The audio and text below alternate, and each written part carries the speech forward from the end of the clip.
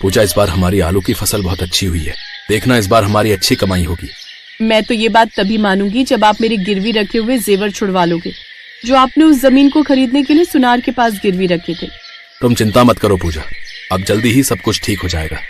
2 दिन बाद सतीश खुशी खुशी खेत जाता है और वहाँ से ढेर सारे आलू बोरी में भरकर सर पर लाद कर जा रहा होता है कि तभी गांव का लोभी जमींदार उसके पास आता है। अरे सतीश, ये आलू की बोरी ढोकर कहाँ ले जा रहे हो? ऐसा करो, इसे मुझे ही बेच दो। नहीं जमींदार साहब, आप इसके अच्छे दाम नहीं देते हैं, इसलिए बेहतर होगा कि मैं इसे बाजार में ही बेचकर आता हूँ। ये कहकर सतीश बाजार की ओर चला जाता है। ये देख जमींदार चिढ़ जाता है और वो मंडी में फोन करके सभी विक्रेताओं को उससे आलू लेने से मना कर देता है या उसे एकदम ही कम दाम देता है।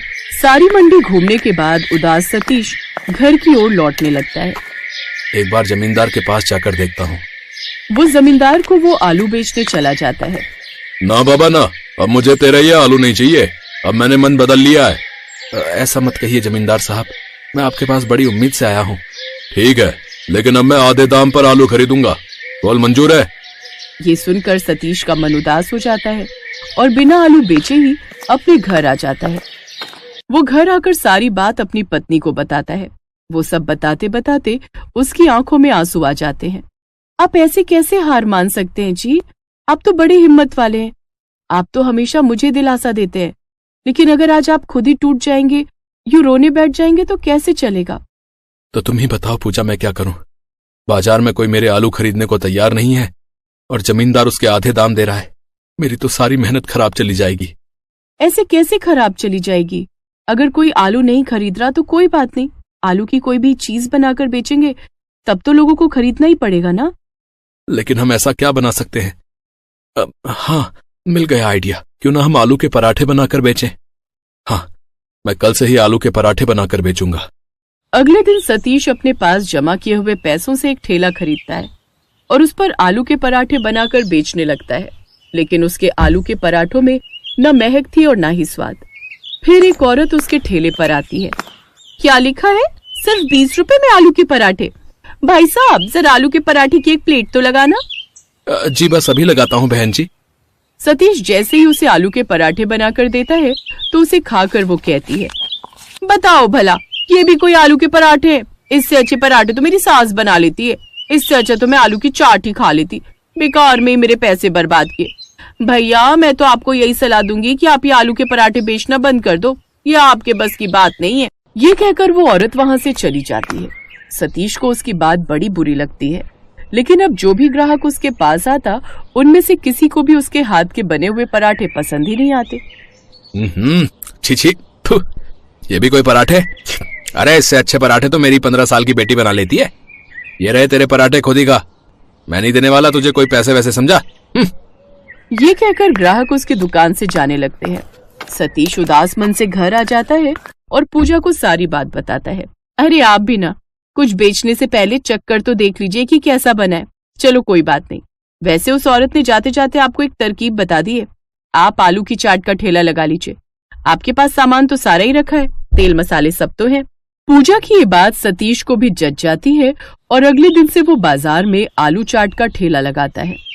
आलू चाट ले लो, आलू चाट, गर्मा गर्म मसालेदार आलू चाट, एक बार खाओगे चटकारे लेकर खाओगे। सतीश के आलू चाट की खुशबू बहुत अच्छी थी। उसकी आलू चाट की महक पूरे बाजार में फैल जाती है। अरे वाह, क्या बात है भाई साहब, आप तो लोगों के सुझाव पर बड़ी जल्दी अमल कर लेते हो।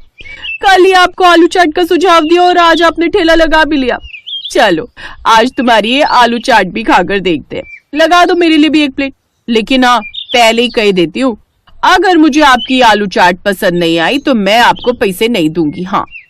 फिर सतीश उस औरत को आलू चाट खाने को देता है जो उसको बड़ी पसंद आती है। वाह भाई, ये तो कमाल की चाट है। ऐसा करो 2 प्लेट पैक भी कर दो, बच्चों के लिए भी लेकर जाऊंगी तो बड़े खुश हो जाएंगे।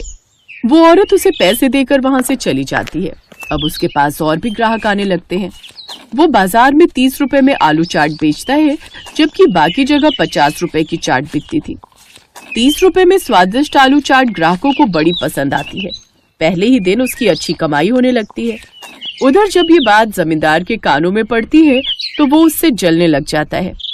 उस सतीश की इतनी हिम्मत कि वो बाजार में अपना खुद का काम खोलकर बैठ गया। मैंने तो सोचा था वो मुझे आधे दाम पर अपने सारे आलू बेच देगा और मैं उन्हें महंगे दामों में शहर में बेचूंगा, लेकिन ये सतीश तो चालाकी कर गया। हाँ हाँ, सच में सतीश तो बहुत ही अच्छी आलू चाट बनाता है। मैं तो सोच रही हूँ कि अपनी बेटी की शादी में उसको आलू चाट बनाने का ऑर्डर दे दूं। हाँ हाँ, क्यों नहीं, अपने गांव का आदमी है, सस्ते में चाट बनाकर दे देगा ब्याह में। तुम जाकर उसके घर पर ही ऑर्डर दे आओ। जमींदार सुनीता को सतीश के घर ऑर्डर देने भेज देता है। उधर वो अपने मन में एक अलग ही जाल बुन रहा था। ऐसे कुछ दिन बीतते हैं और जमींदार की बेटी निशा की शादी का दिन आ जाता है। शादी में बहुत सारे लोग आए हुए थे।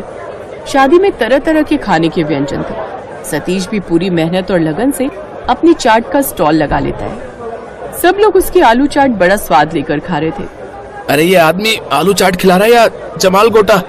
जब से इसकी चाट खाई है बार बार बाथरूम की ओर भाग रहा हूँ। सही कह रहा भाई, तब से 3 बार तो मैं भी खा चुका हूँ। अच्छा समय निकाला है तूने बदला लेने का, लेकिन तूने सोचा भी कैसे? तू मेरी बेटी की शादी को खराब करेगा। देख क्या रहे हो गांव वालों, इसका ठेला तोड़ दो और इसकी धुनाई करो, और इसकी इतनी धुनाई करो कि याद रखे। सब उसे मारने ही वाले थे कि तभी सुनीता वहां आती है। रुक जाइए, इन सब में इस बेचारी की कोई गलती नहीं है। ये सब किया धरा मेरे पति का है। अरे आपको बिल्कुल भी शर्म नहीं आती है सब करवाते हुए? मैंने आपको सतीश की चाट में जमाल गोटा मिलाते हुए देख लिया था। मैं कभी नहीं चाहूंगी कि मेरी बेटी की शादी में किसी गरीब के साथ ये सब गलत हो। जमींदार को अपनी गलती का एहसास होता है और वो सतीश से माफी मांगता है। ये सब मैंने गुस्से में किया सतीश। उस दिन तुमने मुझे सस्ते दामों में आलू बेचने से मना कर दिया था, इसलिए मंडी में फोन करके सबको तुम्हारे आलू खरीदने के लिए भी मैंने ही मना किया था, और आज भी मैंने ही मिलावट की थी। अब मुझे माफ कर दो। अब मैं अपनी गलती का प्रायश्चित करना चाहता हूं। मेरी जो दुकानें खाली पड़ी हैं उसमें तुम आलू की चाट बनाकर बेचना। सतीश उसे माफ कर देता है, जिसके बाद जमींदार भी उसे गांव में आलू चाट की दुकान खुलवा कर दे देता है। अब सतीश और पूजा